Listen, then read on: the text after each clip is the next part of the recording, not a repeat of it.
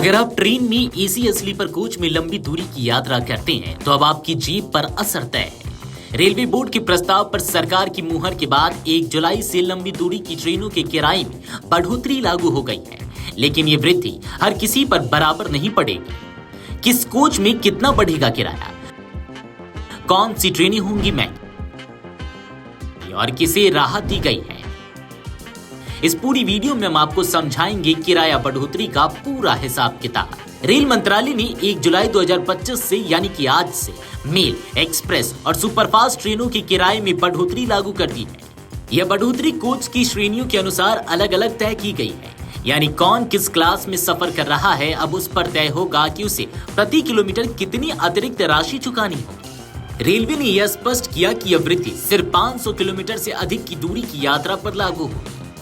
चलिए अब आपको बताते हैं कि किस कोच क्लास में कितना किराया बढ़ा है। रेल मंत्रालय ने कोच कैटेगरी के हिसाब से किराए में वृद्धि का स्पष्ट बंटवारा किया है।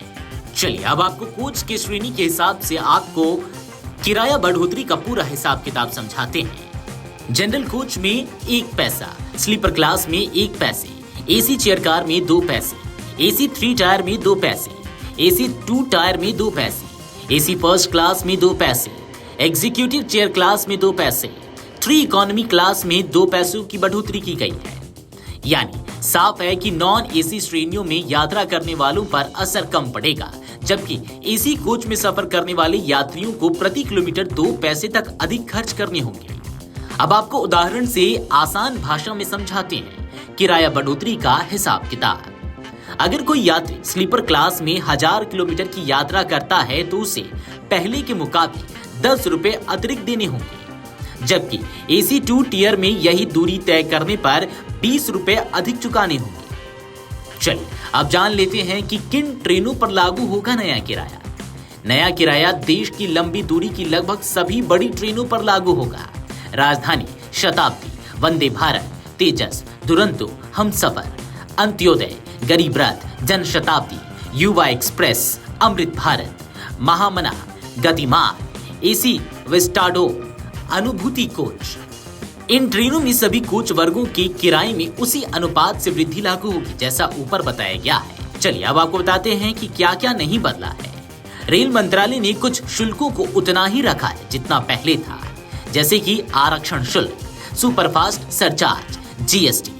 इनमें कोई भी बदलाव नहीं किया गया है। किराया पहले की तरह राउंड ऑफ कर लिया जाएगा।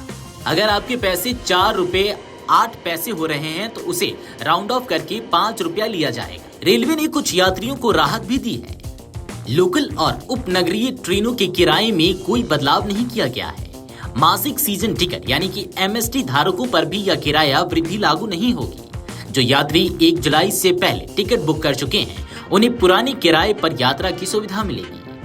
रेलवे बोर्ड ने सभी जोनों को आदेश दिए हैं कि स्टेशनों पर नए किराया सूची प्रदर्शित किए जाए। घोषणाएं और नोटिस बोर्ड से यात्रियों को जानकारी दी जाए। ऑनलाइन बुकिंग प्लेटफॉर्म्स और रेलवे एप्स पर नए किराया अपडेट किए जाए। पिछली बार जनवरी 2020 में रेल किराए में संशोधन किया गया था, यानी करीब 4.5 साल बाद यह वृद्धि की गई है।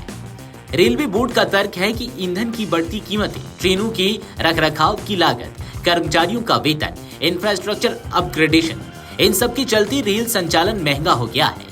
इस वजह से मामूली किराया वृद्धि जरूरी हो गई थी। रेलवे का यह कदम एक और आर्थिक जरूरतों को दर्शाता है तो दूसरी ओर आम यात्रियों के बजट पर असर डालता है। कोच कैटेगरी के अनुसार की गई यह किराया वृद्धि यह भी दिखाती है कि सरकार सीधे एसी और प्रीमियम कोच उपयोग करने वालों से ज्यादा वसूली कर रही है, जबकि आम यात्री को थोड़ी राहत दी गई है। अब देखना होगा कि इस बढ़े किराए के बदले रेलवे यात्रियों को बेहतर सुविधाएं दे पाता है या नहीं। वीडियो डेस्क अमरउजाला.com। अगर आप ये वीडियो YouTube पर देख रहे हैं तो हमारे चैनल को सब्सक्राइब कर बेल आइकन दबाएं और Facebook पर देख रहे हैं तो हमारे पेज को लाइक करें।